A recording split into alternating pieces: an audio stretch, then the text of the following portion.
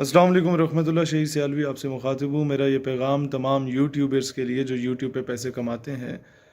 آج آپ سب کے لیے ایک خوشخبری یہ ہے کہ پہلے تو یہ ہوتا تھا کہ اگر آپ کسی کے چینل سے ویڈیو اٹھا کے اپلوڈ کرتے ہیں اور وہ آپ کو کاپی رائٹ سٹرائک بھیج دیتا ہے، اور 3 کاپی رائٹ سٹرائک آپ کو اگر آ جاتی ہیں تو آپ کا چینل بند ہو جاتا ہے، آپ اس سے نہیں کما سکتے، اور آئندہ کے لیے بھی آپ پہ ریسٹرکشنز لگ جاتی ہیں۔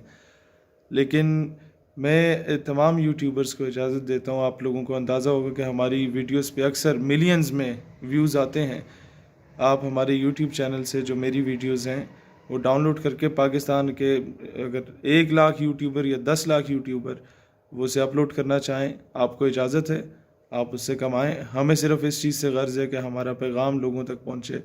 آپ کو ایک اور طریقہ بتا دیتا ہوں کہ اس کو آپ ٹرانسلیٹ کر کے ترکش لینگویج میں، انگلش لینگویج میں، ہندی لینگویج میں، بنگالی لینگویج میں اسے ٹرانسلیٹ کریں، عربک لینگویج میں ٹرانسلیٹ کریں۔ ہمیں اس کا یہ فائدہ ہے کہ پوری امت مسلمہ دنیا میں کہیں پر بھی مسلمان ہیں ان تک ہمارا پیغام پہنچے گا اور امت متحد ہو جائے گی، اور آپ کو آپ کا روزگار مل جائے گا۔ اگر نہ کرتے بھی 5-7 ہزار پاکستانیوں کے گھر کے اگر چولہے جل جاتے ہیں اس کی وجہ سے، 5-7 ہزار لوگوں کو اس سے روزگار مل جاتا ہے۔ ایک ویڈیو پہ اگر آپ کے 12 لاکھ ویوز آئیں تو 30-40 ہزار تو آپ کو ویسے یوٹیوب کا مل جاتا ہے۔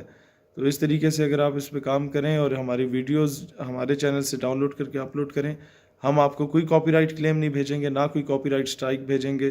آپ کو اجازت ہے، آپ اسے چلائیں، اور میں سمجھتا ہوں میری طرف سے، میری ہمبل کیپیسٹی میں اپنی قوم کی یہی خدمت کر سکتا ہوں۔ ابھی ایم پی دور کی بات، ہم تو کونسلر بھی نہیں ہیں، ہم تو ایک عاجز سے ایک آرڈینری کارکن ہے، چھوٹے سے کارکن ہے، ایک نظریاتی کارکن ہے جو اس ملک کے اسلامک آئیڈیالوجی کے دفاع کے لیے کام کر رہے ہیں۔